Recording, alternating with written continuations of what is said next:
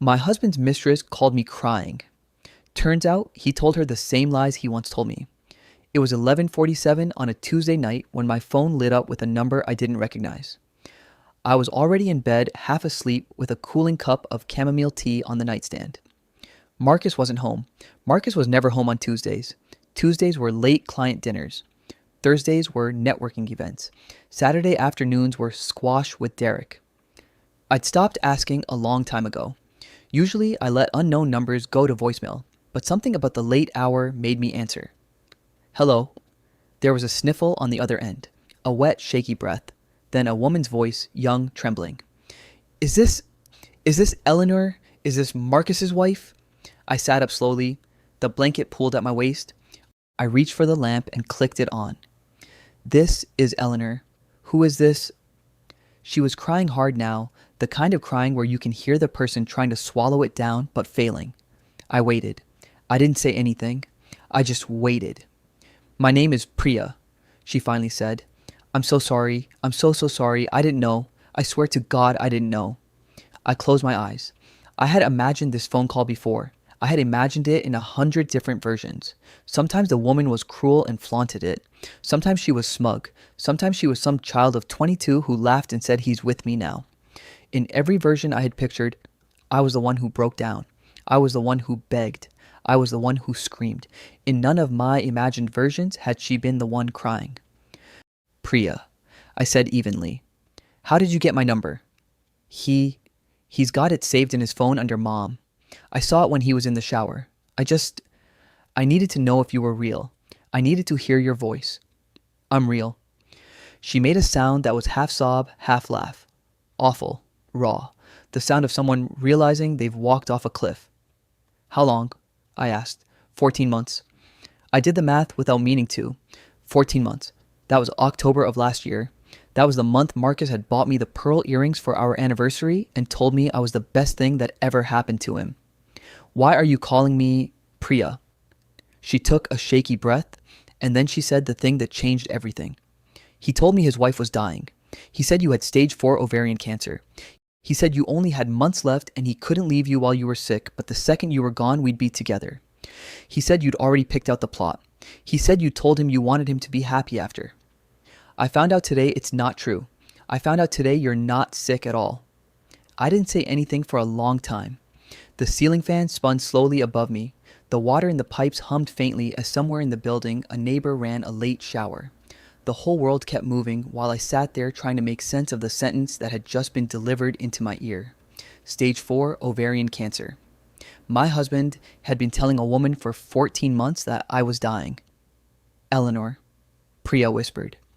Are you still there? I'm here. I'm so sorry. I know what I did was wrong. I know I should have figured it out sooner. I just believed him. He cried. He cried when he told me. He showed me a picture of the medication. I believed him, Eleanor. I'm so sorry. The medication. Of course. My mother-in-law had been on a chemo regimen 2 years ago before she went into remission. The bottles would still be in Marcus's desk drawer. Her name on the label, a quick angle on a phone camera, and no one would look twice. He had planned it. That was the part that stopped my breath. He had planned it well enough to keep a prop. Priya, I said, I need you to tell me everything. I need you to start at the beginning, and I need you to tell me every lie he told you. Can you do that? She was crying again, but quieter now. Yes. Not tonight. Tonight I need to think. Can I call you back tomorrow? Yes, of course. Eleanor, I'm so... Stop apologizing. I'll call you tomorrow. I hung up. I sat in bed for a long time. The lamp burned a warm circle of light on the blanket. Outside, a car alarm went off, somewhere down the block, and then shut off. Marcus's side of the bed was cold and flat. It had been cold and flat for a long time. I had told myself that was what marriage looked like after 12 years. I had told myself the silence was comfortable. I had told myself it was fine. I got up. I walked to his office in my bare feet. I opened the bottom drawer of his desk. And there they were. 3 orange pill bottles with my mother-in-law's name on the label, pushed to the very back, wrapped in a rubber band, like evidence he'd been curating. That was when I knew. Not that he was cheating. I'd suspected that for months, maybe longer. What I knew? holding those bottles in my hand in the dark of his office at 1 in the morning, was that the man I had married was not a cheater. He was something much worse. He was someone who had watched his mother fight for her life and then repurpose her medication bottles as a prop in a story where I was dying so that a 27-year-old woman would keep sleeping with him. I didn't cry. That surprised me. I had always thought that when this day came, and some small honest part of me had always known it would come, I would fall apart. I had pictured myself on the bathroom floor. I had pictured ugly keening sounds. I had pictured rage. What I felt instead was very quiet, very clear, like someone had wiped a fogged mirror clean. I put the pill bottles back exactly where I'd found them. I even rewrapped the rubber band in the same direction. Then I went to the kitchen and made myself a fresh cup of tea, and I sat at the island and I thought. I thought about what I knew. I knew Marcus made good money, but not as much as he wanted people to think. I knew my name was on the deed to the apartment because my father had helped with the down payment when we got married. I knew Marcus's car was leased in his name, but the insurance was in mine because I had the better credit score. I knew he'd been asking me for 6 months whether we should simplify some of our accounts and move everything into his bank because his guy offered better returns. I knew I had said no every time because something in me had always said no even when I couldn't say why. I knew our joint savings account still required both of our signatures for any withdrawal over $10,000 because we'd set it up that way in the beginning when we were young and broke and cautious and still in love. I knew where our marriage certificate was. I knew where the tax returns were. I knew I had a cousin, Ramona, who'd been a divorce attorney for 17 years and who had once told me across a Thanksgiving table, "If you ever need me, Elle, you call me before you call anyone else. Before your mother, before your best friend, before him. Promise me." And I had laughed and promised her and thought nothing of it. I picked up my phone. It was almost 2 in the morning. I called her anyway. She picked up on the third ring, her voice rough with sleep. "Elle, Ramona," I said, "I need you." There was a pause. I heard her sit up. I heard her flick on a light. When she spoke again, her voice was completely awake. "Tell me." Ramona drove over the next morning before Marcus was awake. Marcus had come home sometime around 3, smelling like bourbon and another woman's shampoo.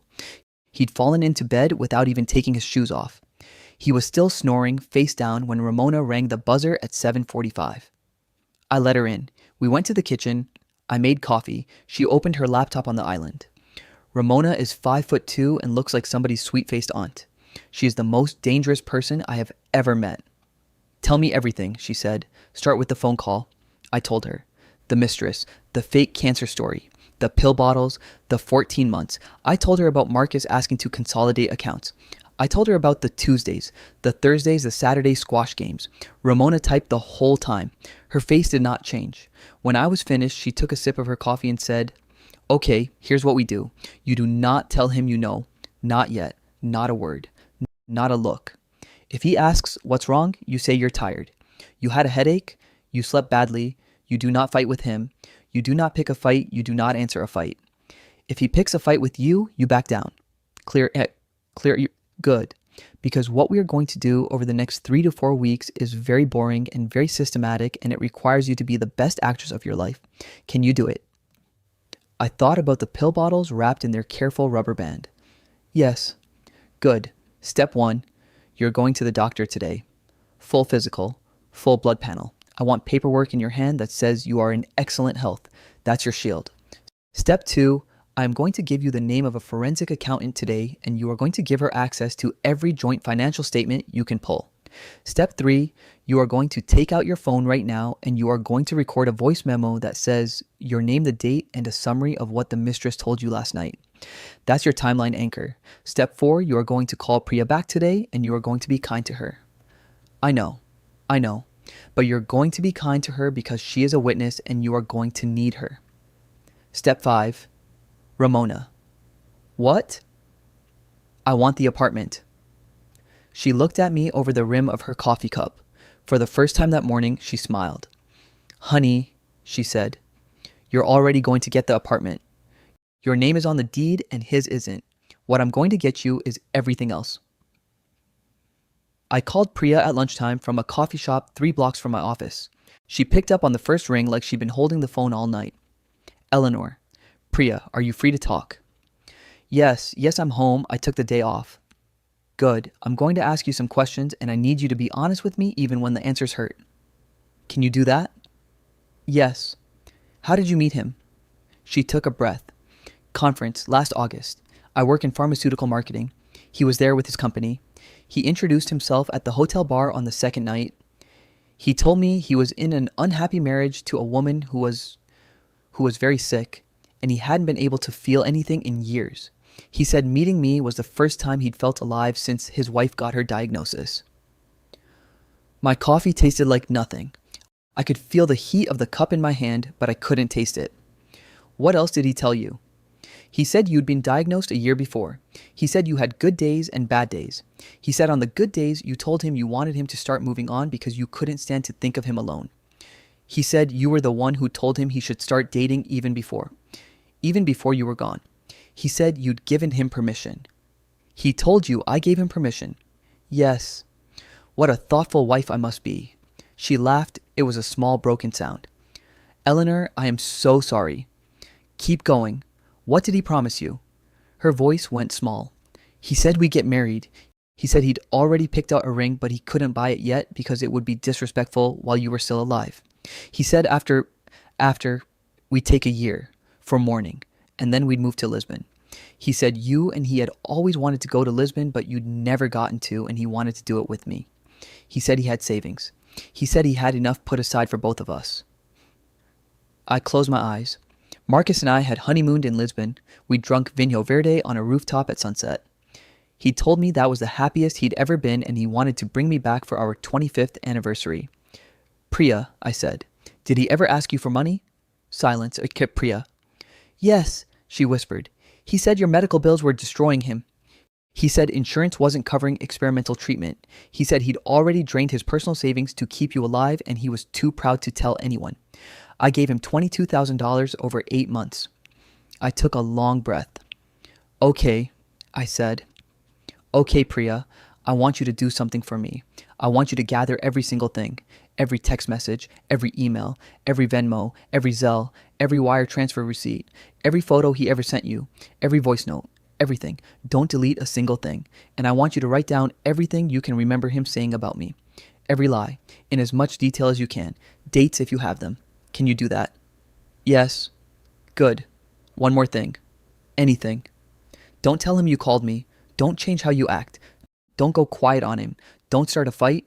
If he texts you, flirt back. If he asks to see you, say you'd love to, but you have a migraine. Buy yourself another 2 weeks of him thinking nothing is wrong. She was quiet for a long moment. Then she said, you're being kinder to me than I deserve. Priya, he lied to both of us. I'm not being kind. I'm being strategic. There's a difference. Can I ask you something? Yes. Why aren't you yelling at me? I thought about that. I thought about a 27-year-old woman at a hotel bar being told by a handsome older man in a good suit that his wife was dying and he hadn't felt anything in years.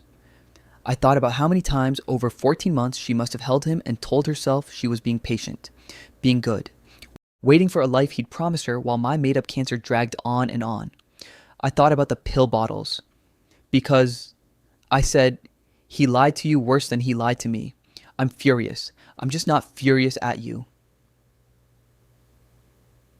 For the next 3 weeks, I was the perfect wife. I made his favorite dinners. I laughed at his jokes. I asked about his day and listened with soft eyes as he told me elaborate stories about client dinners that I now knew were fiction. When he came home late, smelling of bourbon, I pretended to be asleep. When he reached for me in bed, I let him. That was the hardest part. I won't pretend it wasn't, but Ramona had said no sudden changes, and so I gave no sudden changes. Meanwhile, underneath the smooth surface of our marriage, everything was moving. The forensic accountant Divi was extraordinary. Within 10 days, she had pulled together a picture of our finances I had never seen.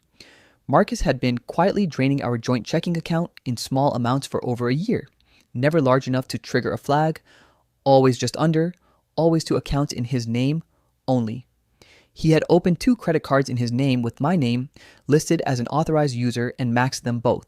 He had been moving money out of a joint brokerage account under the guise of rebalancing and parking it in a private account with a bank I'd never heard of. He had not, thank God, managed to move the thing in my father's trust. My father's lawyer had built it like a fortress. Marcus had no access to it and had never had access to it. I think that was why, in the end, he had needed Priya's 22,000. He was bleeding money to keep up appearances, and my father's money was behind a wall he couldn't climb.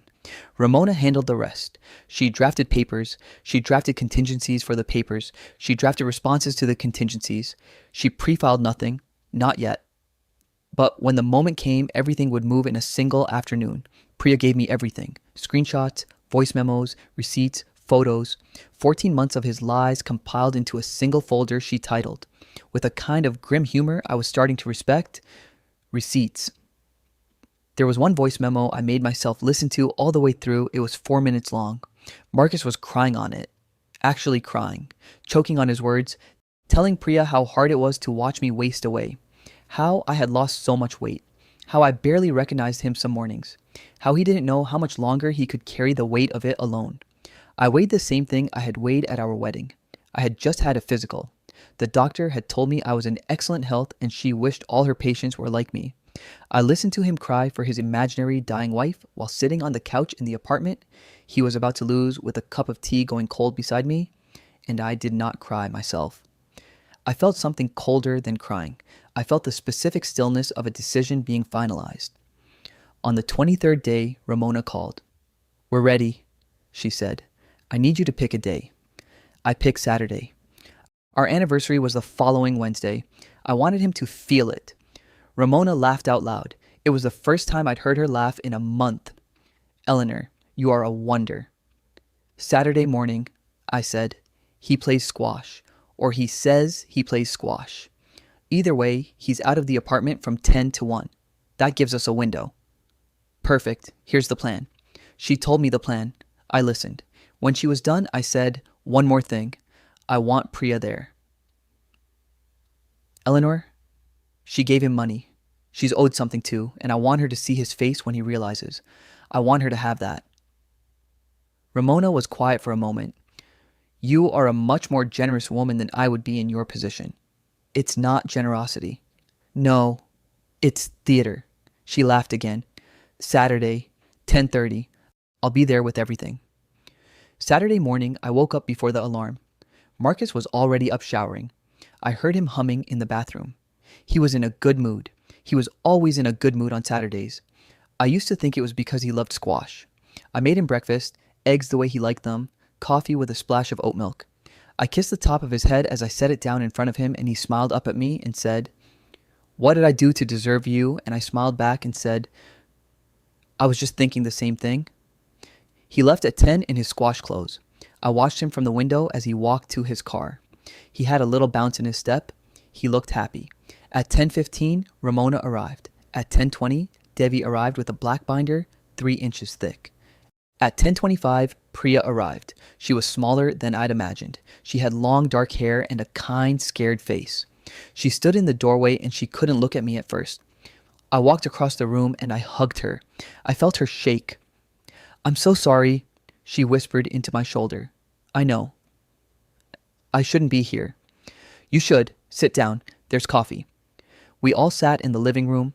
Ramona at one end of the couch, Devi at the other, with her binder open on her lap. Priya in the armchair across from them with her hands clasped tight. I took the chair by the window. From there, I would be able to see him when he came home. He came home at 12:58. I watched him from the window. He was whistling. He had a bag from a bakery in his hand, the little French place on the corner that he liked. He was bringing me a croissant. That was a detail that almost undid me, I think. He was cheating on me. He was stealing from me. He had invented a terminal illness for me and used it to seduce and defraud another woman. And he was still bringing me a croissant on his way home from his fake squash game because he was a man who believed he could have all of it at once forever and no one would ever say a word. I heard his key in the lock. I heard the door open. I heard him say, "Honey, I got the..." And then he saw us. He stopped in the doorway with a bakery bag in his hand. His eyes went first to Ramona. He knew Ramona. Ramona was family. Ramona at our dining table on a Saturday afternoon was not in itself alarming. His eyes moved to Devi, and he didn't know Devi, and a small line appeared between his eyebrows. His eyes moved to Priya. I watched the blood leave his face. I watched his mouth open slightly. I watched the bakery bag tilt in his hand and a croissant slide halfway out of it, and he didn't notice. "What?" He said, What is happening? No one spoke. I had told them all in advance. Don't speak first. Let him speak first. Let him dig. Priya? He said, finally. His voice was rough. Priya, what are you doing here? How did you find? She called me, I said. His head turned slowly toward me. I had never seen him look at me the way he was looking at me in that moment. Like I was a stranger. Like I was something dangerous he hadn't noticed in the room. Eleanor, he said. Honey, I can explain. Can you? This isn't what you think. What do I think, Marcus? He opened his mouth. He closed it. I could see him scrambling. I could see him trying to find the lie that would work on all three of us at once, and I could see him realizing there wasn't one. Sit down, I said. He didn't move. Marcus, sit down. He sat down. He sat on the ottoman because all the other seats were taken. He looked very small there with the bakery bag still in his hand. I nodded to Ramona. Ramona slid a folder across the coffee table. Marcus, she said pleasantly, these are divorce papers. They are already drafted. You have two options today. Option 1, you sign them now as written. You walk away with your personal belongings, your car, which is leased in your name, and your clothes. You waive any claim to the apartment, which is deeded in Eleanor's name. You waive any claim to the contents of the joint brokerage account, which my colleague Devi will walk you through in a moment. You repay Priya $22,000 in certified funds within 30 days. You sign an NDA that doesn't stop anyone in this room from talking, but does stop you from ever contacting any of us again. You do all of this today, and we all walk away quietly. He was staring at the folder. His lips were moving slightly. No sound was coming out. Option 2. Ramona said, you don't sign, in which case on Monday morning we file for divorce on grounds of adultery. Devi's forensic report, which is the document next to the folder, goes to the district attorney along with the documentation of fraudulent solicitation of funds from Priya under false pretenses, which is a crime in this state, by the way. Marcus, I don't know if you knew that. Your employer gets a copy. Your mother gets a copy. The country club where you play your fake squash games gets a copy. We will not spare you anything. You will spend the next 18 months in depositions and the next 5 years in legal fees, and at the end of it, you will lose exactly the same things you lose in option 1, plus your reputation, plus possibly your freedom. Silence. Priya was crying quietly. Devi was calm. Ramona was eating a grape from the bowl on the coffee table. Eleanor, Marcus said. His voice broke on the second syllable. Eleanor, please, can we just talk? Just you and me, please. No, I said. Eleanor, I love you. I've always loved you. Whatever she told you, it's not. She's lying. Marcus, I said. I have the voice memos. He stopped. I have the voice memos where you cry about my cancer. I have the screenshots of the text where you told her what hospice was like. I have the Venmo receipts for the $22,000. I have the pharmacy bottles you photographed from your desk drawer. I have your mother's name on them, Marcus. You used your mother's chemo bottles. Your mother who is alive and well in Connecticut. Your mother who beat cancer. You used her medication bottles as a prop to convince a 27-year-old woman that I was dying so that she would sleep with you and give you money. He put his face in his hands. I want you to sit with that for a second, I said. I want you to sit with what you did, not what you did to me, what you did to your mother, what you did to Priya. I'll recover from this, Marcus. I was already halfway gone, but you took a young woman who trusted you and you told her I was dying. You let her grieve me. You let her feel guilty for being happy. You let her send you money she couldn't afford because she thought she was helping save my life. And then you used that money to take her to dinners. That's the part I can't get over. You used her guilt money to wine and dine her. He was crying now, real tears for the first time in 14 months of performed tears. Actual tears. They didn't move me at all. Sign the papers, Marcus. Eleanor, sign the papers or don't. I honestly don't care which anymore, but you will not speak in this apartment again until you have decided. He signed the papers. He signed every page. Ramona had tabbed them with little colored sticky arrows. He signed at every arrow. His hand was shaking so badly that on one page he had to sign twice because the first signature was illegible. Devi notarized them in real time at the dining table. When he was done, Ramona slid one more document across the coffee table. This, she said, is your repayment agreement to Priya. $22,000. 30 days, certified funds. He signed that too. Then he sat on the ottoman and he looked up at me and he said, "Where am I supposed to go?" I looked at him for a long moment. I thought about 12 years. I thought about the wedding and the honeymoon and Lisbon and the rooftop and the Vinho Verde. I thought about the morning he'd made me pancakes in the shape of my initials when I got my promotion. I thought about the night my father died and how Marcus had held me for 6 hours without saying anything because he knew nothing he said would help. I thought about the man I had married, and I thought about the man sitting on my ottoman in squash clothes. They were not the same man. I don't know when he changed. Maybe he had always been this man and I had painted over him. Maybe he had become this man slowly while I wasn't watching. It didn't matter anymore. "That's not my problem," I said. "Pack a bag. You have 45 minutes. Don't take anything from the office. That's all being inventoried. Don't take anything from the safe. When you come back to collect the rest of your things, you will do it in the presence of my attorney, on a day of my choosing, during a window of my choosing. Are we clear?" "Eleanor, are we clear?" "Yes." He went to the bedroom. We heard drawers opening. We heard the closet door. We heard the soft sound of him crying as he packed. Priya was still sitting in the armchair. I went over and I knelt in front of her and I took her hands. "You're going to be okay," I said. "I don't know how to be okay. I didn't either. Until last night when I decided I was going to be. That's actually all it takes. You just decide." "Eleanor, I don't know how to thank you." "You don't have to thank me. Just don't blame yourself for this. He was very good at what he did. He spent 14 months on you. He spent 12 years on me. He was a professional. Believing him doesn't make you stupid. It just means you're someone who expected the man in front of you to be telling the truth. That's not a flaw. That's a feature." She cried harder then, but it was a different kind of crying, the kind that comes after. Marcus came out of the bedroom with 2 suitcases. He looked at me. His mouth opened. "Marcus," I said. "Goodbye." He left. The apartment was very quiet after he was gone. Ramona and Divi packed up their files. Priya helped me clear the coffee cups. The 4 of us, without speaking about it, drifted together to the kitchen and Ramona opened a bottle of wine she'd brought in her bag.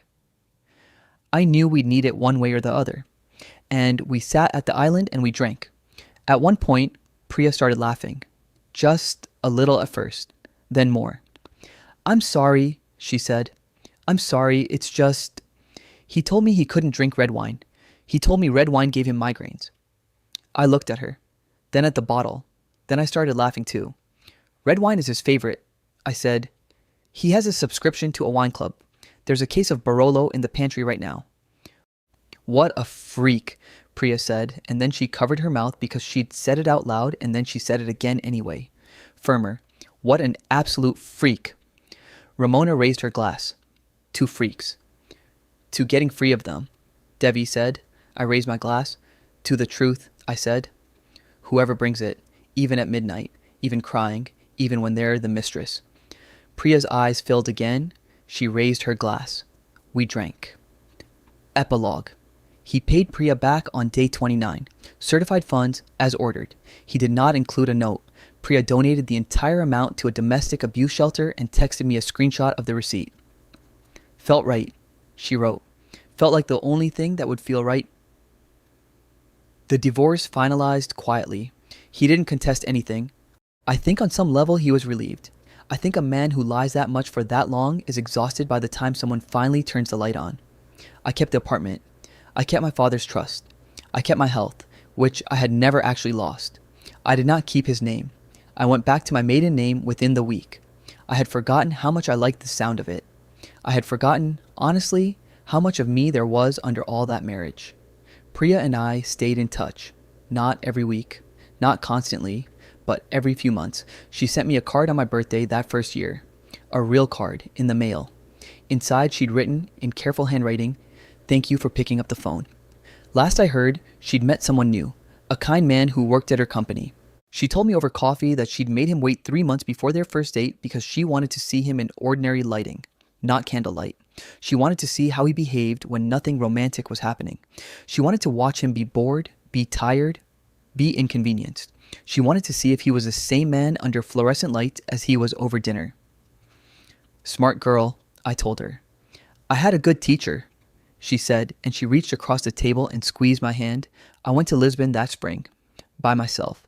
I drank Vinho Verde on a rooftop at sunset, and I watched the red tile roofs go pink, and then gold, and then dark. I cried a little. I laughed a little. I ordered a second glass. The waiter brought it without a word and did not try to sell me anything else. It turns out the city is still beautiful even when you see it alone. It turns out, in fact, that some things are more beautiful that way.